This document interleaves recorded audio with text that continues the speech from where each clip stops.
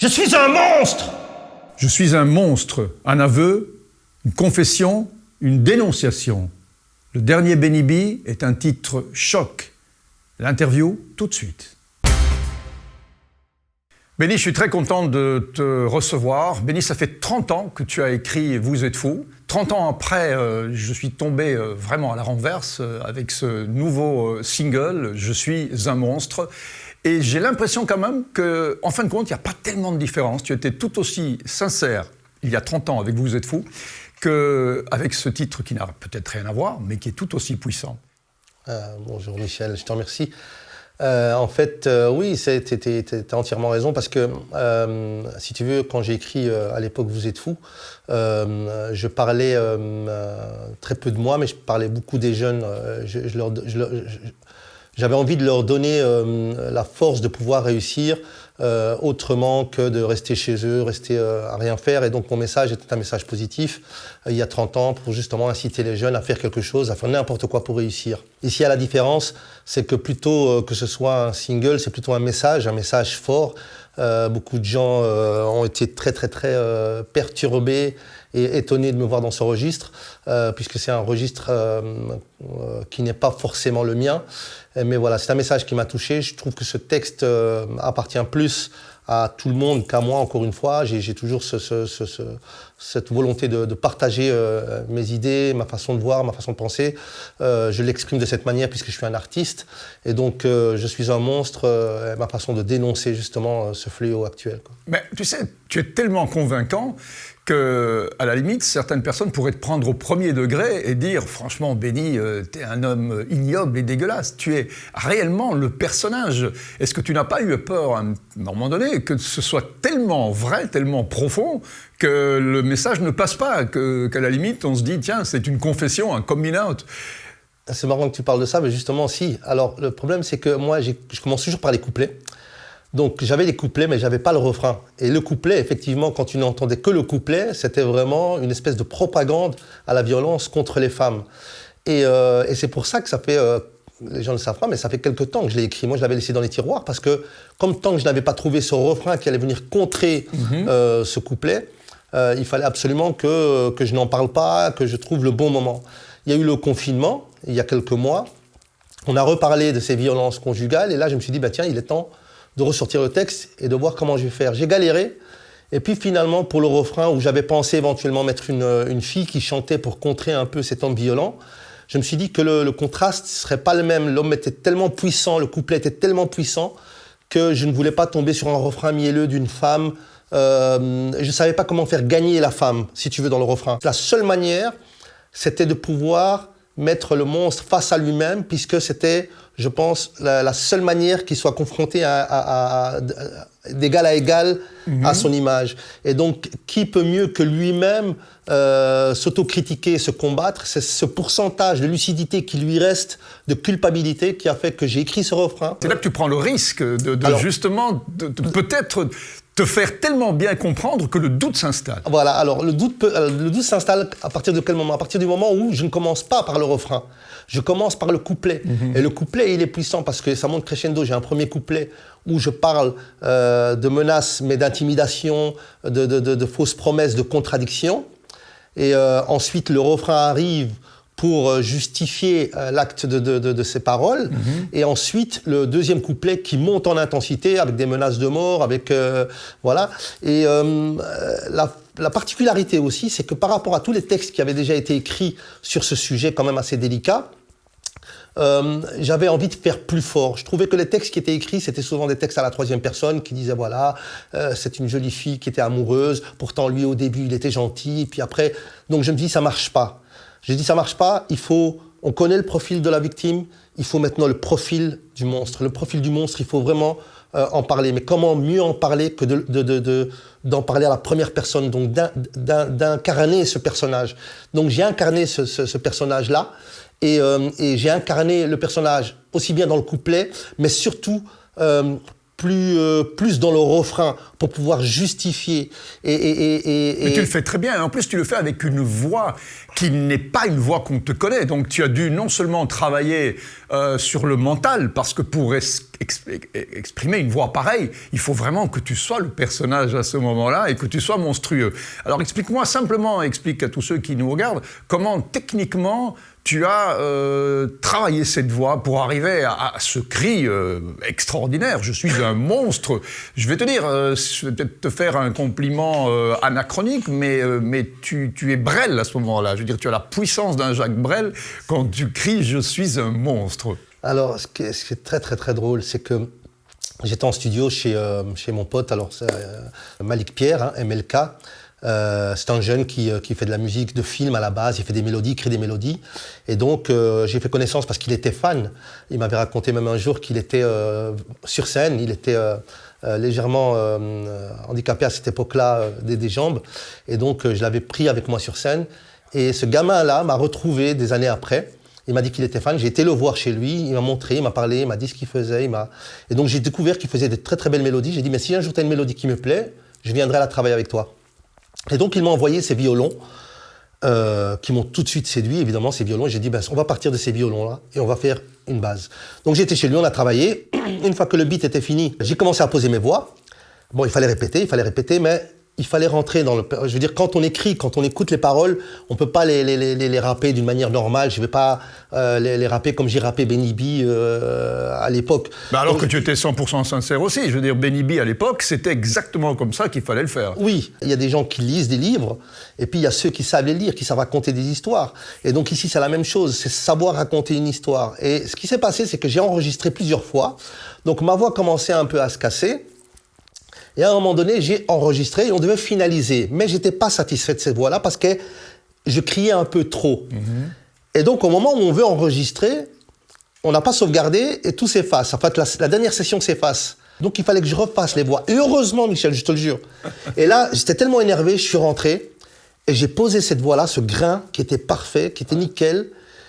Et j'ai dû, à mon avis, j'ai dû enregistrer, répéter au moins une 50aine de fois le texte. Ce qu'il y a aussi, c'est qu'il y a le débit et la puissance qu'on donne. Au plus on monte dans le ton, au moins on a d'oxygène. Donc il fallait que je puisse retrouver mon souffle à chaque fin de phrase, plus l'intensité, tout ça faisait que c'était très très intense. Bah, le résultat, il est surprenant. C'est vraiment un titre extrêmement fort. D'ailleurs, c'est bien simple, tout le monde a accroché, c'est unanime, il n'y a personne, et même ceux qui ne t'appréciaient pas nécessairement, sont tous tombés sous le charme de ce morceau, le charme puissant. Il y a eu des morceaux quand même dans ta carrière hein, où tu étais dans la veine de « Je suis un monstre », il y a eu « Frère », il y a eu « Colère ». Je veux dire, les gens n'écoutent peut-être pas tout ce que tu as fait, mais dans tout ce que tu as fait, il y a eu des moments d'une grande intensité qui sont passés un petit peu en arrière-plan parce que c'était pas ton mais ça, c'est justement à cause, ou grâce à ce fameux titre « Vous êtes fou », qui a mis tellement d'ombre sur tous les autres titres, hein, parce qu'on pense qu'il y a eu que « Vous êtes fou », mais il faut savoir que « Qu'est-ce qu'on fait maintenant » a eu plus de succès que « Vous êtes fou », puisqu'il a plus vendu. Ouais. « Dis-moi bébé » a été quand même le titre le plus commercialisé, le plus médiatisé. Donc, il y a eu un malentendu quelque part, peut-être. Un malentendu... Peut-être que oui. En tout cas, sur le fond de ton propos, tu as toujours été quelque part un vrai représentant de la hip-hop et pas de la scène commerciale. En même temps, tant mieux si c'est devenu ce que c'est devenu, puisque ça te permet 30 ans après de débarquer avec un titre comme celui-ci, que tout le monde accepte. Donc on a accepté maintenant que Benny B, c'est un artiste qui dure depuis 30 ans, et il y en a quand même très très peu, et qui a fait le grand écart entre un Vous êtes fou, qui est évidemment l'hymne d'une génération, et l'homme qui, à un moment donné, constate des violences conjugales. Alors, maintenant, ma question, et tout le monde se la pose, évidemment, tu es très très bien informé sur la psychologie de quelqu'un qui frappe une femme.